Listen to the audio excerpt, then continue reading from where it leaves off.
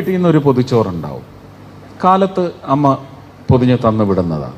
അതിനകത്ത് എനിക്ക് കഴിക്കാൻ പറ്റുന്നതിനപ്പുറം ഒരു അംശം വെച്ചിട്ടുണ്ടാവും. അതുപോലെ പ്രേമൻ്റെ വീട്ടിൽ നിന്നുള്ള നാടൻ ചമ്മന്തി, നല്ല മുറ്റിയ തേങ്ങ വെച്ച് അരച്ചെടുക്കുന്ന ചമ്മന്തിയാണ്, ഭയങ്കര രുചിയാണ്. അതും കൂടി വെച്ച് ഒരു പൊതി ഉണ്ടാവും. മുട്ട ഓംലെറ്റ് ഉണ്ടാവും. ചാള പൊരിച്ചത് കാണും, അയല പൊരിച്ചത് കാണും. ഞാൻ ചാള പൊരിച്ചതിൻ്റെ ഉസ്താദാണ്. ദീപിൻ്റെ വീട്ടിൽ നിന്ന് വരും പൊതി. അങ്ങനെ ഒരു 5 or 6 പൊതി ഉണ്ടാവും.